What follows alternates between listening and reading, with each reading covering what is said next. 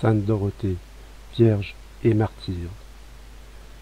Dorothée était une jeune femme qui, vers la fin du IIIe siècle, vivait à Césarée, en Cappadoce, en Asie mineure, où florissait une des premières communautés chrétiennes.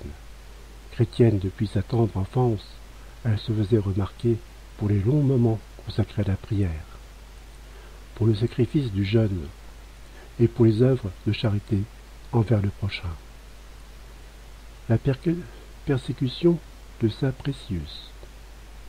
À cette période, sévissait à Césarée le persécuteur des chrétiens, saint Précius, qui, ayant entendu la renommée de Dorothée, l'a mis en prison, pour la contraindre à sacrifier aux dieux. Comme la jeune femme, malgré les menaces, resta ferme dans ce refus de renier sa foi, saint Précius la confia à deux autres jeunes, Christa et Callista, qui, avant elle, avaient au contraire renié leur foi au Christ pour sauver leur vie.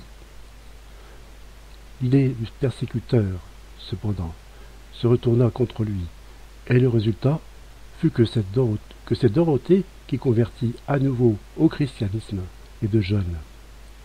Ainsi, les deux jeunes femmes reconverties subirent le martyre avant Dorothée.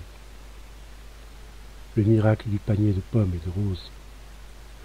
Pendant qu'elle était conduite au supplice, Dorothée maintient la promesse qu'elle avait faite auparavant au juge Théophile, qui, en la condamnant à mort par décapitation, l'avait défié en disant « Envoie-moi des pommes et des roses du paradis ». Ainsi, peu de temps avant que Dorothée soit exécutée, le juge vit un ange lui apporter, en plein hiver, un panier avec dedans 3 pommes et 3 roses. Sur le coup, lui aussi se convertit. Le pouvoir de la conversion.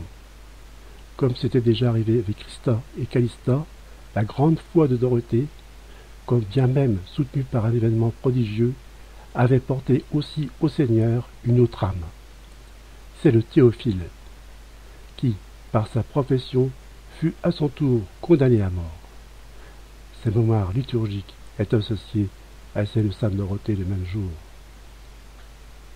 Oh, il y avait plein des paniers.